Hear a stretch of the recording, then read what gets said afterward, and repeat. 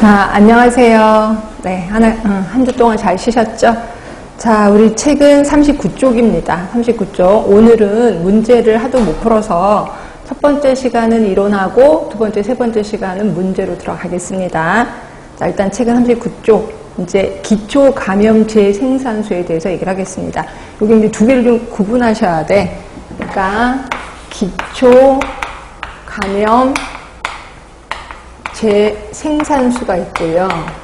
그 다음에 그냥 감염 재생산수가 있어요.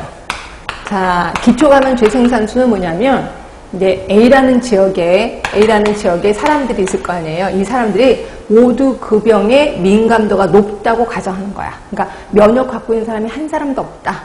이랬을 때 한 명의 전염병 환자가 생겼을 때 얼마나 많이 퍼지느냐, 이걸 보는 걸 기초감염 재생산수라고 하는 거고, 근데 솔직히 면역이 없는 사람이 없을 리는 없잖아요. 우리 영화 같은 데 봐도, 우리 좀비 영화도 봐도 한 사람은 물려도 멀쩡하다, 이런 거 보셨을 겁니다. 그래서 감염이 되고 그러니까 면역력이 있단 말이에요. 그래서 그 면역력이 있다고 보는 거를 이제 감염 재생산수라고 하는 거고요. 요건 이제 이론적인 거고, 이건 현실적인 거다라고 보시면 돼요. 그러면 감염 재생산수를 구하는 건 어떻게 구하는 건데요? 이제 그게 나올 겁니다. 자, 예를 들어서 기초 감염 재생산수가 이제 4로 나왔어. 4로 나왔는데 그 지역의 사람들이 예방접종을 했단 말이에요. 그래서 예방접종을 해서 50%의 사람에게 면역이 생겼다라고 이제 시험 문제가 나올 겁니다. 자, 이랬을 때 감염 재생산수 어떻게 구하냐면, 자, 기초 감염 재생산수에서 면역이 된 사람을 빼줘야 되겠죠. 그래서 빼기, 자, 그 다음에 4 곱하기 100분의 50. 이게 이제 면역을 갖고 있는 사람이니까, 요걸 빼주면, 자, 2고 8이고, 이렇게 되면 안 되나? 그렇지? 그렇지, 100분의 5. 잠깐만요. 이거 잠깐만 볼게요. 자, 보시면 그겁니다. 50%가 면역이 되어 있으니까 100분의 50. 예, 맞는 거고요. 그러니까, 그렇게 하는 거죠. 4 곱하기, 그치, 100분의 50이니까, 이렇게 하다 보니까, 요게 2가 나올 겁니다. 계산하면 나올 거 0.5니까, 5, 4, 20이니까, 1을 빼면 2가 나올 거예요. 그래서, 이거는 이제 50%가 면역이 되어 있으면, 한 사람이 생겼을 때, 한 사람이 환자가 들어왔어. 그럼 요 사람은 2명에게 이제 전염을 시킬 겁니다. 그래서 2의 1승이고요. 그리고 요 두 사람은 그 다음 사람인 2의 2승, 4사람한테 전염을 시킬 거야. 그 다음에 요 네 사람은 또 2의 3승. 그래서 요 9사람한테 그 병을 옮길 거다라고 보시면 돼요. 그래서 요게 2가 나오면 2의 1승, 2의 2승, 2의 3승. 이렇게 보시면 되고요. 자, 그런데 비해서, 자, 75%에게 면역이 생겼다고 합시다. 75%. 자, 그러면 100분의 75가 되는 거죠. 100분의 75가 되고, 요게 1이 나올 겁니다. 계산하시면 1이 나와. 그러면 이거는 한 사람이 들어왔을 때 한 사람에게 감염을 시킬 거고, 요 사람은 또 다시 1의 2승, 1의 3승, 1의 4승.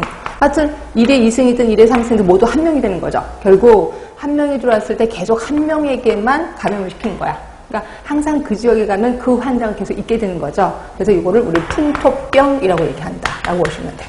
그래서 대부분 75%의 면역이 있으면 그 병은 풍토병처럼 자리 잡고 있다라고 보시면 될 것 같고요. 그래서 요거 갖고 대부분 그 면역, 그 예방접종을 얼마나 해야 되느냐, 이런 명수가 나오기 시작합니다. 자, 일단 책을 볼게요. 자, 기초 감염 재생산수. 그래서 1번을 보시면 모든 인구가 감수성이 있다고 가정할 때 감염성 있는 환자가 감염 가능 기간 동안 직접 감염시키는 평균 인원수를 기초감염 재생산수. 그러니까 여기서는 가정이 뭐라고? 예, 모든 인구가 감수성이 있다. 다시 말해서 면역력 있는 사람이 한 사람도 없다고 가정했을 때 라고 보시면 될 것 같고요. 자, 그냥 반가로 이번 밑에 보이시지? 감염 재생산수. 그래서 보시면, 자, 현실적으로는 지역사회에서는 질병에 대해서 면역을 가지고 있는 인구 집단이 일부 존재한다. 그렇겠죠. 그래서 이 경우 실제 감염 재생산수는 기초 감염 재생산수보다 더 적어지게 된다. 예, 말씀드렸고요. 그래서 보시면 밑에 있을 겁니다. 만약 어떤 질환의 기초 감염 재생산수가 4야. 그리고 해당 지역의 인구수 중 50%가 면역이 됐다라고 한다면 4에서 면역이 된 인구를 빼줘야 되겠죠. 그래서 0.5 곱하기 4. 그래서 2가 되고, 이렇게 되면 1인당 2명씩 감염을 시키는 거죠. 그래서 1, 2의 1승, 2의 2승 이렇게 되는 거고, 그러나 밑에 자 75%야. 그러면 1, 1의 1승, 1의 2승 이렇게 되는 겁니다. 결국 지역사회 환자 수는 일정하게 유지가 되는 거죠. 그래서 이거를 우리는 풍토병이라고 하는 거고요. 만약 지역사회 면역이 75%보다 많아져. 그러면 감염 재생산수는 1보다 작아지게 되는 거고, 그러면 이거는 이제 그 병이 없어진다라고 보시면 돼. 결국 자 무슨 우리 그 보건복지부 입장에서 본다면 어떤 병이 유행을 해. 그러면 전체 인원의 75%보다 더 많은 사람에게 예방접종을 하게 되는 거죠. 그러면 그 병은 금방 사라진다라고 보시면 되는 겁니다. 하여튼 요겁니다. 그래서 결국 감염 재생산수가 1보다 작으면 그 병은 사라져요. 자, R이 1로 나왔어. 풍토병이 되는 거죠. 그리고 R이 1보다 크면 질병의 유행이 일어난다라고 보시면 돼. 그래서 예전에 그 메르스 터졌을 때요.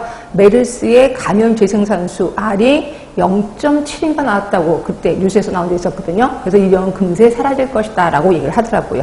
하여튼 요거 있습니다. 자, 그럼 이러한 감염 재생산수의 결정 요인 3가지가 있습니다. 그 밑에 보이시죠? 베타, KD가 있을 겁니다. 자, 이런 것들은 좀 깊게 들어간 거니까 좀 기억하셔야 돼. 감염 재생산수는 베타, KD. 자, 베타는 자, 전파시킬 확률이에요. 전파시키는 확률. 그리고 K는 횟수입니다. 그리고 D는 기간. 기간이라는 거는 그 병이 감염시킬 수 있는, 그러니까 결국 췌장 잠복기라고 보시면 돼요. 그 병이 췌장 잠복 기간 동안에 감염시킬 기간이라는 거고요. 횟수는 얼마나 많이 이제 접촉하느냐 이런 거고요. 확률은 병에 걸릴 확률. 그러니까 예를 들어서 에이즈 같은 경우요. 에이즈 같은 경우는 우리 성관계에 의해서 그 병이 걸릴 확률이 있겠죠. 또 혈액에 의해서 걸릴 확률도 있겠죠. 이 둘 중에 어떤 게 더 크냐면 당연히 혈액입니다. 그래서 혈액에 의해서 걸려질 확률이 100%. 그러나 성관계는 이게 좀 작아요. 생각보다. 1의 성관계를 했으면 한 0.1%밖에 걸릴 확률이 없어요. 이렇게 해서 대부분 그러면 에이즈를 예방하기 위해서는 혈액에 대해서 신경 써야 되겠구나. 성관계보다는. 그래서 이제 혈액에 대해서 좀 더 집중적으로 관리